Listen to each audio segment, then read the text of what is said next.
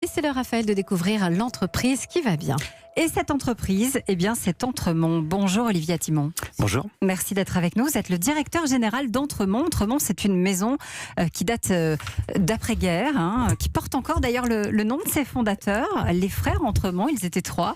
C'est né à Annecy. C'est né à Annecy, c'est né en 1948. Effectivement, ces trois frères, c'était Édouard, Marius et François. Trois passionnés par les Mentales. Exactement, qui allaient récolter, qui récoltaient donc les meules des fermiers dans les alpages. Moi, j'avais inventé je croyais que le nom voulait dire entre des monts. Non, c'était leur nom. C'était leur nom de famille. C'était une entreprise familiale. Un nom magique alors. Un nom magique, c'est Entremont bon. Il y a un nom qui sonne très bien. Et surtout, c'est avec tellement la montagne que... Dans l'imaginaire. Les racines de cette marque, effectivement, elles sont à Annecy, elles sont dans les alpages. Et c'est un savoir-faire, non seulement sur la fabrication du fromage, mais sur l'affinage du fromage qui est particulier. Puis dites-moi, ils sont précurseurs parce qu'ils ont compris qu'ils allaient pouvoir aller chercher ces meules dans les alpages et qu'ils allaient pouvoir les redescendre jusqu'aux caves. Et ils ont lancé finalement l'activité.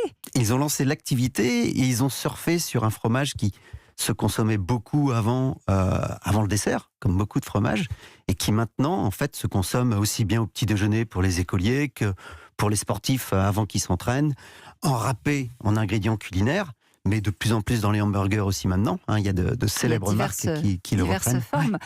L'activité s'est développée. Ils ont par exemple lancé les fromages préemballés dans les années 70. Pour la première fois, ils sont apparus à la télé en 83. Et alors, ça va plaire à Mercedes, évidemment. Le slogan qui arrive l'année d'après, autrement bon, évidemment. Entremont, c'est autrement bon. Ça a marqué les Français. Oui, et ça marque toujours les Français. Et ça nous a permis, quelque part, d'exporter ce savoir-faire fromager sur d'autres types de fromages, et de pouvoir justement faire bénéficier à nos consommateurs. C'est-à-dire que vous avez élargi la marque à on ne fait pas que de l'emmental, on fait aussi du comté. 21 AOP aujourd'hui, c'est ça. Et on distribue 21 AOP fabriqués effectivement par nos éleveurs adhérents.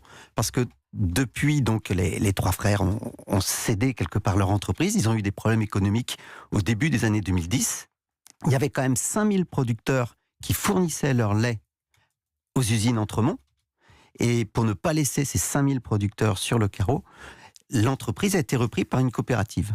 Et maintenant, cette marque, les outils, appartiennent à une coopérative. Le groupe social. Et appartient au groupe social, mais cette marque appartient à ses éleveurs. Qui est la première coopérative laitière française, faut le rappeler. Oui, et qui a une mission noble, c'est de ne pas laisser un seul éleveur sur le carreau, et de récupérer le lait de tous ces éleveurs, afin d'y créer un maximum de valeur ajoutée, notamment par la marque Entremont.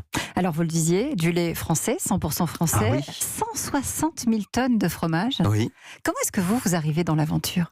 Comment est-ce que j'arrive dans cette aventure-là ? Déjà par passion. Au-delà du fromage, ce qui m'a beaucoup animé, moi, c'était l'esprit coopératif, parce que je trouve que ça a du sens de travailler pour des éleveurs. Je réponds quelque part dans ma mission à un conseil d'administration qui est composé d'un président qui est éleveur et de 24 éleveurs. Et quelque part, mon impératif n'est pas seulement de dégager un maximum de bénéfices, même si nous redistribuons 2/3 des bénéfices à nos éleveurs, nous en gardons 1/3 pour nos outils, mais l'impératif, c'est aussi de travailler dans la pérennité. Parce que nos adhérents, nos éleveurs, ils vont transmettre demain leur exploitation. Et ça peut être dans 20 ans, ça peut être dans 30 ans. Et ils tiennent absolument à ce que leurs enfants, ou s'ils le revendent leur part à un autre GAEC, ils tiennent absolument à ce que quelque part, le débouché de leur lait se pérennise. Donc ça a du sens de travailler pour une coopérative. Aujourd'hui, Entremont, c'est une marque française, mais c'est aussi une marque qui s'exporte bien. Oui. C'est une marque qui s'exporte autour de la couronne française. Et puis on surfe sur d'autres fromages qui commencent à percer, qui sont de plus en plus saisonniers, y compris à l'export. La raclette, par exemple. Le petit coup de froid de maintenant me va très bien pour relancer la saison de la raclette. Et par exemple, la raclette commence à s'internationaliser de plus en plus. C'était une spécialité française à la base et qui se développe de plus en plus. La suite, c'est quoi ? Vous allez travailler, par exemple, sur les emballages, puisque vous êtes en proximité avec les agriculteurs. Ça, c'est quelque chose qui vous tient à cœur ? Tout à fait. Donc, c'est ce qu'on appelle la responsabilité sociétale des entreprises, mais même quelque part la préservation de notre planète. Et les emballages, c'est un gros enjeu. La collecte du lait aussi, c'est un gros enjeu. Essayer de travailler une collecte du lait, la fameuse route du lait, qui est notre dispositif de collecte du lait, de traçabilité, en essayant de travailler demain avec des méthaniseurs de nos éleveurs pour faire rouler nos camions. Donc toute cette économie circulaire, c'est un des enjeux d'Entremont, c'est l'enjeu de la pérennité, quelque part, dont je vous parlais tout à l'heure. Et c'est l'enjeu qui doit tous nous animer. Merci beaucoup d'être venu nous parler d'Entremont. C'est l'entreprise qui va bien.